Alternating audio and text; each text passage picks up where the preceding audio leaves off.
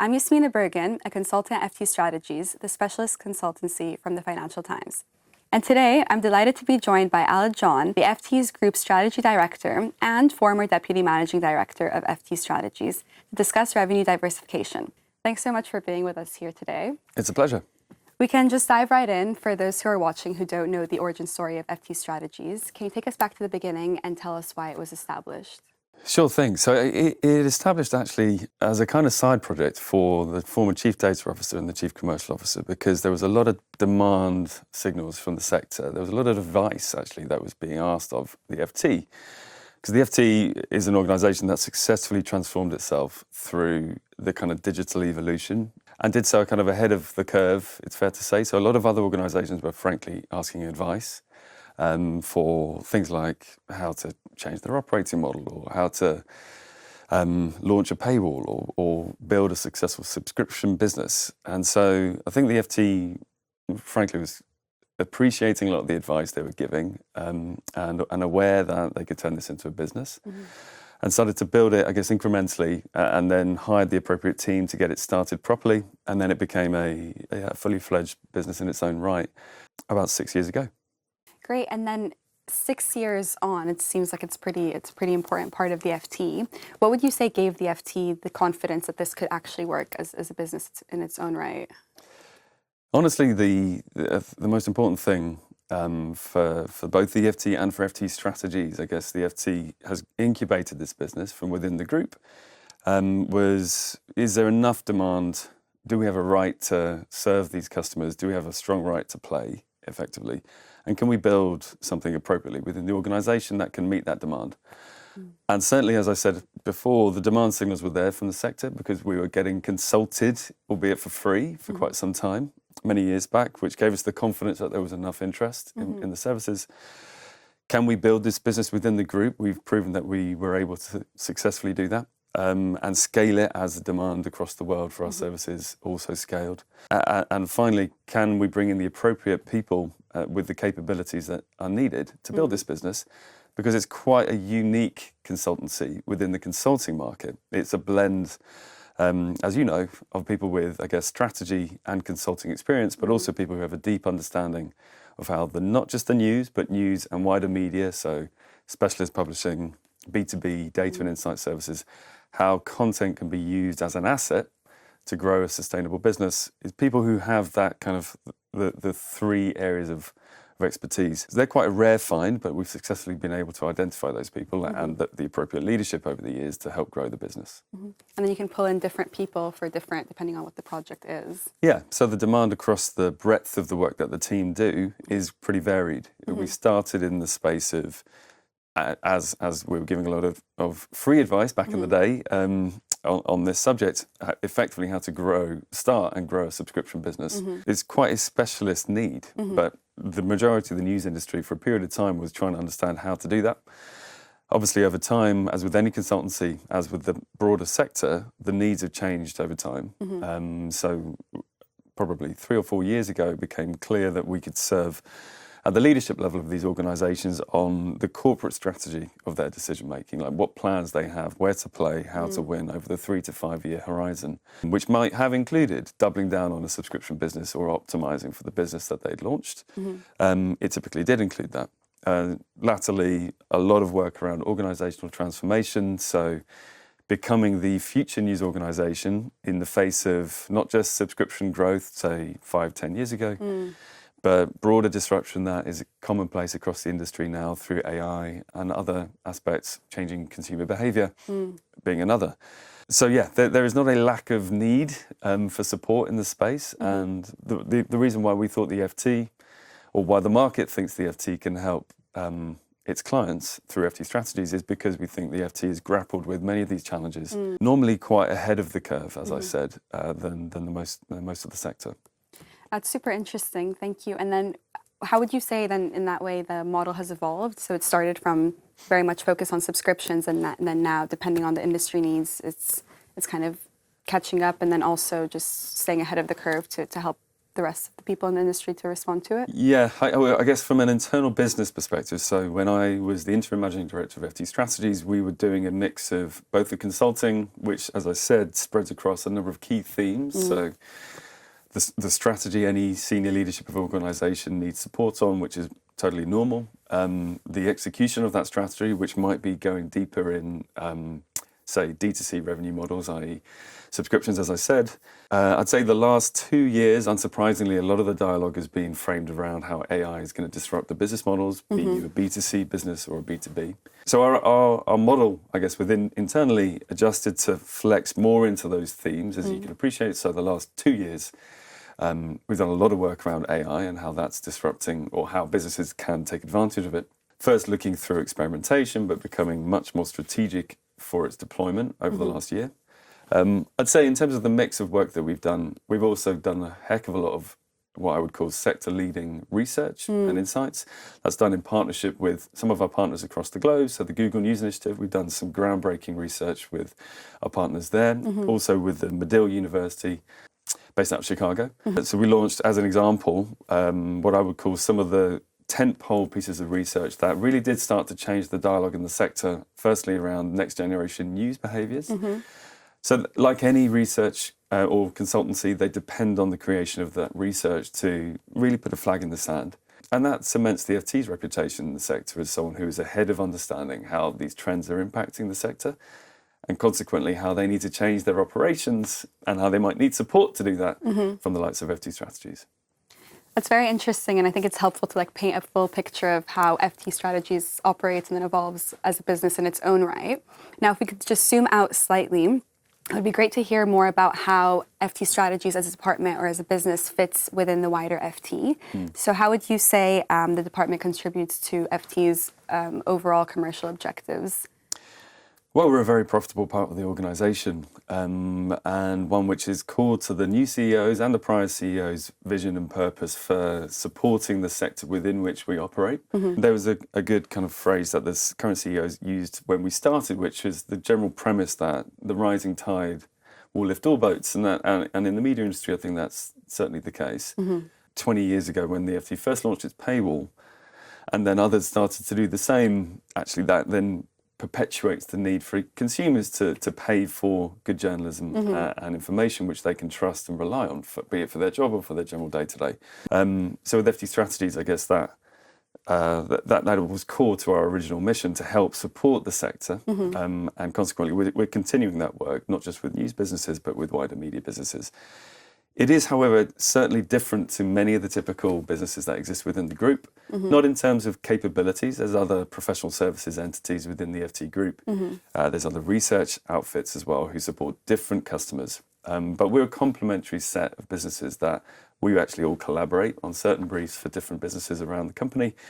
We are intrinsically kind of integrated into what you would call the FT's expertise. So when we do work with our third-party clients, we will bring in the experts from the FT, be they from the ads team or sometimes from the newsroom, or the subscriptions team, or whatever team it might be, the data science team, for instance, and they will support in a confidential way the work that we will do with clients, because we think we conduct what I would call best practice in the sector.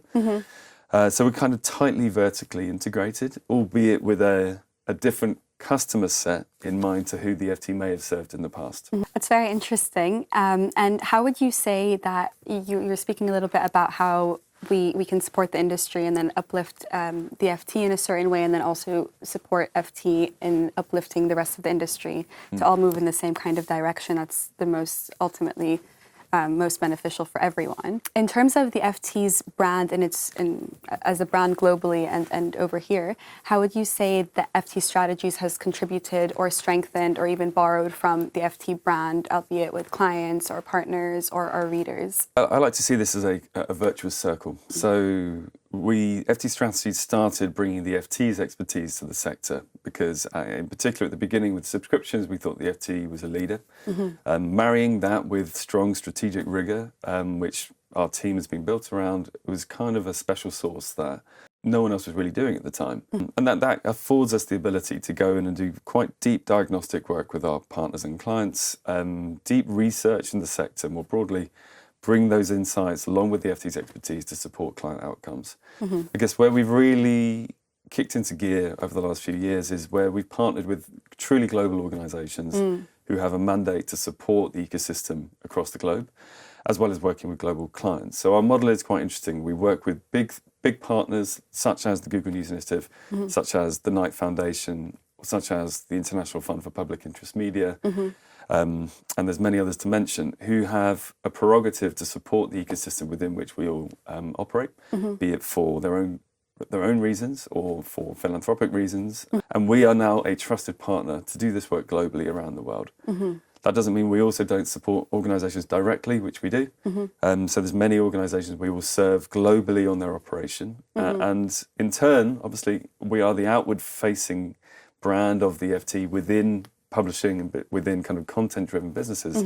So sometimes we will bring that expertise back in from a strategic sense to the FT. So when we do external-facing research, the FT also benefits from that research. Same with our consulting work. If we're learning things through the work from what we do in the wider market, then the FT can benefit from that in kind. Yeah, it's kind of like a fascinating, mutually beneficial relationship where you have our work kind of reaching different corners of the world that we might have not if it weren't for these kinds of partners. And then at the same time, bringing these different corners of the world back into the FT. It's a two-way street. So think of it as a kind of strategic muscle that supports externally. And then with my new role, for instance, we then support internally accordingly. It's not many organizations have the luxury or the benefit of having, say, a research function whose research can also inform its own work, as well as a consulting arm who can do the same. I want to. I'd like to shift slightly to talk about some of the key learnings along the way. So, what would you say are the key moments, decisions, or even trade-offs that you've kind of you want to highlight today? Look, it's not straightforward growing a professional services business, a consulting arm in a publishing media group. There aren't many examples of that working in the entire world that I can think of. Yeah. But it can work. I guess it has to work, and it can only work when you are totally aligned on the raison d'etre of the team, the customers that you're serving, and what benefit you're bringing back to the group entity, as it were. So along the way, you're dealing with different business models and different operating models. So like conditions of success for FT strategies within the FT and any other organisation that's attempting to do the same thing is really tightly being robust and clear as to the type of operating model you need in order to make this business grow, the types of individuals that you need to motivate, because it's a very different rhythm trying to hire a team who might come from a big consultancy firm who have an expectation for a type of work and a type of ability to be ambitious with their own career, as many people in the FT are, right? But I wouldn't call it necessarily a distinction between a consultancy and a big group. It's probably any kind of organisation will see this challenge with a fast-growing startup and a big entity that houses it. But FT Strategies is so intrinsically linked to the FT's identity, which was always a useful thing. But there's inevitably opportunities to fully integrate FT Strategies and the way we work with how the FT group operates as well. That's very interesting. And then how would you say, you mentioned the different kinds of people that work and from different backgrounds and across different sectors. If you could kind of highlight one or two main skills or strengths that you really want to highlight as that worked well for us in this journey, what would they be? Oof. Good question. So why have they made such a crucial difference? Maybe? Yeah, so it's an interesting one because hiring the team over the years, as many of us have been involved in at the FT, you're looking for quite unique candidates, inevitably. So, and typically consulting firms will grow through acquiring the capabilities they need in order to grow into the space that you are operating or that you want to operate in. So if you're expanding into a new area, you tend to bring in a team or senior leader who might have both the network and the experience to provide consultative support. That's typically how you grow consulting firms. And it was no different for us. So we started actually supporting across not just news, but other brands, other sectors. We then started to really double down on media because we thought we had an unfair right to play in that space, which I think we still do. But that's not unique to news. It's publishing, it's broadcast at times, it's other cultural organisations, it's content-driven businesses, even some in financial services that we've supported to date. So you're looking for quite unique skills and capabilities in reality, especially at the senior end, but where actually the specialism is a requirement in order to provide robust consulting support. We can fill that gap sometimes with FT expertise, but increasingly, the further you stretch outside of the FT's kind of happy space within news and information services, the more you need to double down on capabilities that you don't currently have. To bring it to life a bit more specifically, we knew, given the work with AI that we were doing, we needed to bring in specialist skills. We knew that we were supporting years ago with subscription optimization. Some of the more leading edge capabilities in the sector were around data science modeling. So we knew we had to bring data science capabilities into our team, both from the FT and externally. And really that blend, as I said, is quite unique. That blend of strategy consulting, operational expertise from lived experience in the sector of news and media is, there aren't that many people who marry all three, but generally speaking, whoever we hire, adaptability to flex into any of these areas is probably the key. Very interesting. And then just before we close off, I'd like to get some final reflections from you, just a couple of questions. First of all, you talked a lot about the 6-year journey that we've been on. Is there anything that you would maybe highlight as something that could have been done differently from the beginning, knowing what you know now and how the industry has evolved? I'd say we probably could have got to where we got to even quicker, and we got there pretty quick, right? We became, through some of the big partnerships that we landed and some of the, what I think is leading work that we were doing in the sector globally, we scaled incredibly quickly after year 3. I think at the beginning, we thought we could be all things to all people, like any good group of ambitious people thought, albeit from a position of really knowing where our expertise lay, which was within, as I said, kind of understanding how a content-driven business can monetize its core product, how it can use operational efficiency to drive engagement, what capabilities you need to underpin that. Initially, because we were a new brand within the group with understandably smaller resources at the time, which were kind of commensurate to our size of business, we were trying lots of things to see what would land, and then pretty quickly it became clear we would land. We landed very, very strongly in news initially. So I'd say we could have kind of cut to the chase perhaps a bit quicker at the very, very beginning, but I think it's kind of normal in that cycle of defining exactly what your product market fit is, to spend some time refining it. And obviously very grateful to the FT Group for giving us the space to define that. As we become a bigger and bigger thing over the last few years and a more kind of important part of the FT Group and its commercial performance, we've really zeroed in on, I guess, the key strategic fit for for FT strategies within the markets that we serve. And I said that is a mix. It's across, it's broadly content-driven businesses. It's not uniquely in news. It's across what I would call the media value chain, both serving the leadership as well as all the way through to execution. I'm not sure I answered your question. No, that's great. And it's very much, I guess, taking our own kind of advice and our own expertise that we take externally, and then also implementing it and testing it and learning from it, and then spreading on the same kind of message to really hone in on what's the most important and where we could succeed in the best way. And I'm sure that will just continue to evolve as we carry on. Yeah, I guess the question is interesting because if I take a step outside of FT strategies and wear my kind of FT Group hat now, and this would be the same for any organisation that is trying to incubate a new business, there needs to be a period of time, a specific period of time, which is time-bound, within which you are creating the environment to allow for, broadly speaking, and it's quite cheesy, what you'd call innovation. And so FT did a very innovative thing by creating the space for FT strategies to firstly be designed and incubated, but secondly to be invested in. And we're rightly a very strongly financially controlled organisation, so that space was hard won, and importantly so. So any other organisation who might be watching this, and they're working within the group context, but thinking about how they might diversify their revenue mix, creating the right space, and therefore the mechanism and the measurement and all the obvious thing, the KPIs, which allow that team to grow and take on board specific investment to allow for that, which is measured effectively more like a startup, less like a traditional BAU business, with a very good understanding of what the measures are that are appropriate, not just for a startup, but for the business and its business model, the type of business that you're actually growing. It can be very, very difficult. I've seen this in other organizations that I've worked in, that you then apply uniform measures of success across something which is actually quite a different type of business. The FT didn't do that, which was great. So anyone who's thinking of doing this, and professional services, just one example, right? There are any different type of business, really understanding intrinsically the rhythm of that business, the specific type of investment environment it will need. How you incubate that then is the measure of its ability to succeed. Because if you don't create the environment, you're not setting it up for success or a realistic time frame to grow. Professional services is, to certain degrees, less risky, in as much as it requires less capital investment up front to grow.